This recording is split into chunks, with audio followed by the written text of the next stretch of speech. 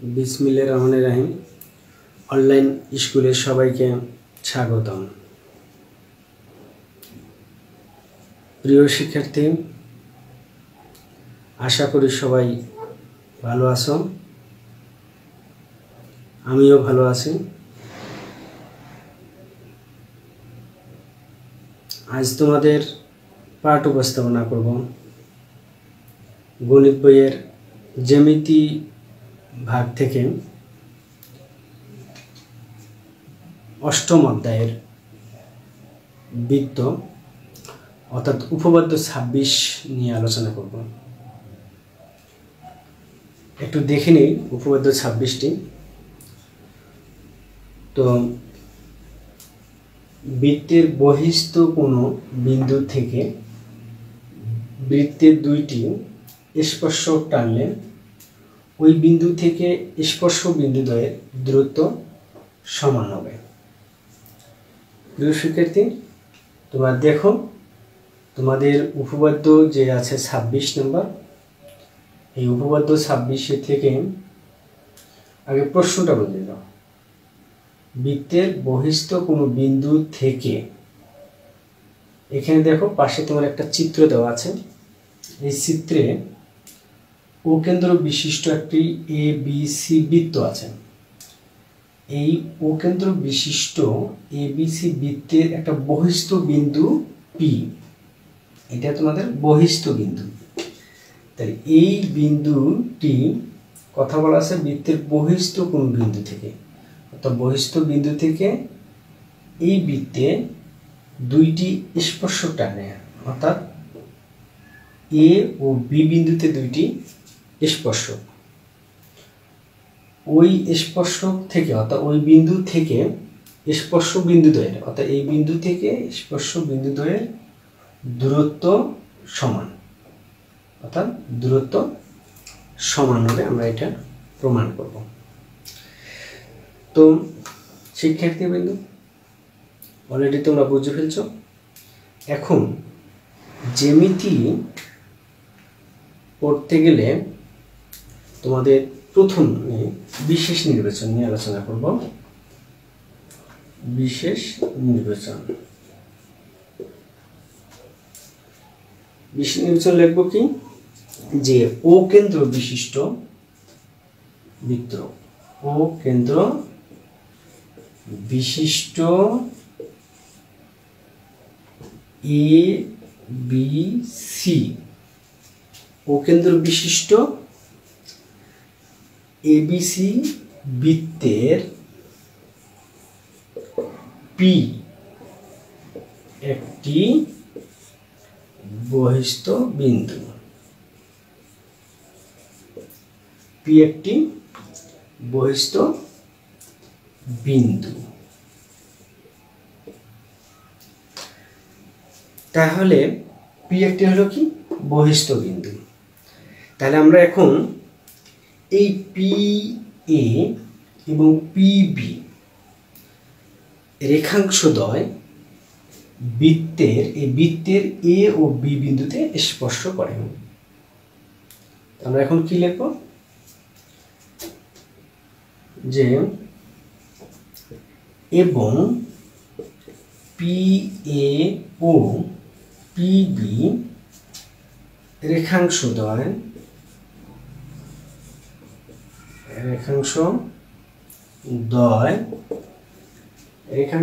কি করে A O B বিন্দুতে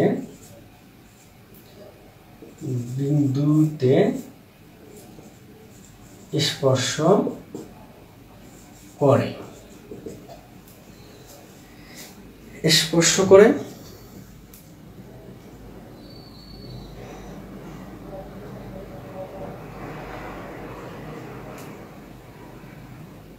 অর্থাৎ A ও B বিন্দুতে দুইটি স্পর্শক।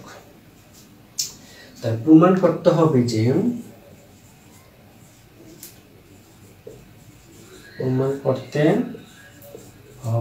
যে PA সমান PB। আমরা প্রমাণ করব কি PA সমান পিবি। অর্থাৎ এই বিন্দু থেকে স্পর্শ বিন্দুদ্বয়ের দূরত্ব সমান, এই স্পর্শ যে বিন্দুদ্বয় আছে সমান হবে।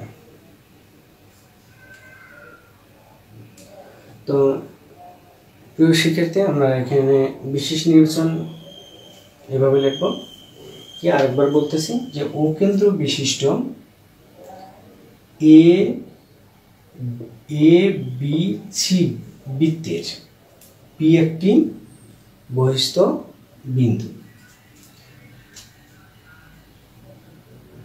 এবং P A O P B রেখাংশদ্বয় এ ও বি বিন্দুতে স্পর্শ করে অথবা এ ও বি বিন্দুতে দুটি স্পর্শ করে। প্রমাণ করতে হবে যে পি এ সমান পিবি, এটা আমাদের প্রমাণ করতে হবে। তো এখন আমরা অঙ্কনের কাজ করব। তো আমরা এটা মিশে দেই, দেওয়ার পর অঙ্কন কাজ করতেছি কি, যে আমরা অঙ্কন লিখব।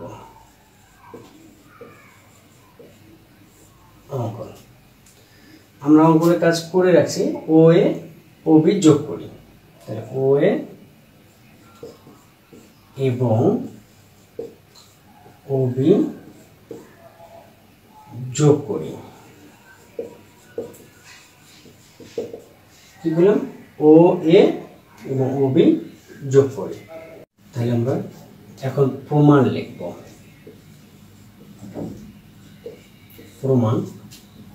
তাহলে প্রমাণ কি করব? প্রথমে আমরা একটা ধাপ দিলাম, যে ধাপ 1, আমরা ধাপ 1 নিয়ে আসবো। ওকে, তো প্রমাণ ধাপে দেখো, যেহেতু আমরা কি লিখবো, যেহেতু পি এ স্পর্শক, পি এ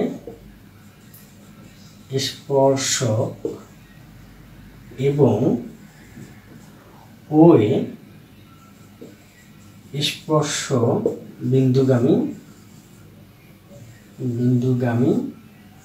ব্যাসার্ধ। তাহলে ও এটা হচ্ছে বিন্দুগামী স্পর্শক বিন্দুগামী ব্যাসার্ধ। তাহলে যদি এটা স্পর্শক বিন্দুগামী, তাহলে এখানে 90 ডিগ্রি কোণ হবে অথবা এক সমকোণ তৈরি হবে। তখন আমরা লিখতে পারি কি, পি এ লম্ব ও এ, পি এর উপর লম্ব হচ্ছে ও এ। লম্ব যদি হয় তাহলে আমরা এখানে কি করব, পি এ ও সমান এক সমকোণ, এটা বললাম এক সমকোণ। আমরা তাহলে একটা ধাপ লিখলাম, যেহেতু পি এ স্পর্শক এবং ও এ স্পর্শ বিন্দুগামী ব্যাসার্ধ, অতএব এখানে পি এ লম্ব ও এ, পি এ ও সমান এক সমকোণ। আমরা ধাপ 2 লিখতে পারি। এখানে ধাপ 2 কি, একইভাবে আমরা যেহেতু এখানেও লিখতে পারি, যেহেতু পি বি স্পর্শ এবং ও ও বি স্পর্শ বিন্দুগামী ব্যাসার্ধ, এটা লিখলাম ব্যাসার্ধ। অতএব ও বি পি বি লম্ব হচ্ছে ও বি। তাহলে আমরা এখানে একবারে লিখতে পারি যে পি বি ও কোণ সমান এক সমকোণ। আমরা এটা লিখলাম ধাপ 2 দিয়ে। তাহলে এখন পি এ ও কোণ এক সমকোণ, পি বি ও কোণ এক সমকোণ। এখানে এক সমকোণ, এখানে এক সমকোণ যদি হয় তাহলে আমরা কি করব, অতএব আমরা লিখতে পারি কি, অতএব পি এ ও কোণ সমান পি বি, আমরা লিখব পি বি ও কোণ। তাহলে পি এ ও কোণ, পি এ ও কোণ, পি বি ও কোণ এটা সমান হতে পারে। এখানে যেহেতু আছে পি এ ও কোণ সমান 100 মান, পি বি ও কোণ সমান 100 মান, এটা আমরা লিখলাম। এখন আমরা ধাপ 3 দিব এখানে। ধাপ 3 আমরা ধাপ 3 ইউজ করতেছি। ধাপ 3 এ কি করব, আমরা পি এ ও ত্রিভুজ, পি বি ও ত্রিভুজ এটা সর্বসম নিয়ে আসবো। পি এ ও ত্রিভুজ, পি বি ও ত্রিভুজ এটা সর্বসম নিয়ে আসবো। তাহলে ত্রিভুজ পি এ ও ত্রিভুজ ও ত্রিভুজ পি বি ও ত্রিভুজ এর মধ্যে আমরা কি পাবো, এর মধ্যে যে আমি এটা লিখতে পারি পি এ ও কোণ সমান পি বি ও কোণ লিখলাম। তাহলে আমরা জানি যে একটা ত্রিভুজ আরেকটা ত্রিভুজ সর্বসম হয় যখন ওই ত্রিভুজের একটি করে বাহু, দুইটি ত্রিভুজের একটি করে বাহু সমান এবং দুইটি করে কোণ সমান দেখাবো, তখন ত্রিভুজ দুটি সর্বসম হবে। আর সর্বসম হয় কখন, একটি করে কোণ এবং দুইটি করে বাহু, দুইটি করে কোণ এবং একটি করে বাহু উভয় ত্রিভুজে যদি সমান দেখায় তখন ত্রিভুজ দুটি সর্বসম। এবং উভয় ত্রিভুজে যদি 3টি করে বাহু আমরা সমান দেখাতে পারি তাহলে ত্রিভুজ দুটি সর্বসম হবে। তাহলে এখন আমরা একটা কোণ দেখালাম এবং ও এ সমান ও বি দেখাবো, ও এ সমান ও বি, তাহলে এই দুটি বাহু সমান। এবং এখানে লিখতে পারি একই বৃত্তের ব্যাসার্ধ, একই বৃত্তের ব্যাসার্ধ সমান, ব্যাসার্ধ সমান বিধে আমরা এটা লিখতে পারি। তারপরে আমরা কি করব, একই বৃত্তের ব্যাসার্ধ সমান, তারপর আমরা লিখব ও পি সমান ও পি, ও পি এটা সাধারণ বাহু। তাহলে আমরা এখন কি লিখব, আমরা লিখতেছি অতএব পি এ ও ত্রিভুজ সর্বসম পি বি ও ত্রিভুজ। এখন আমরা প্রিয় শিক্ষিত আমরা কি লিখব, আমার ত্রিভুজ যখন সর্বসম আমাদের রেজাল্ট কি আসতে হবে,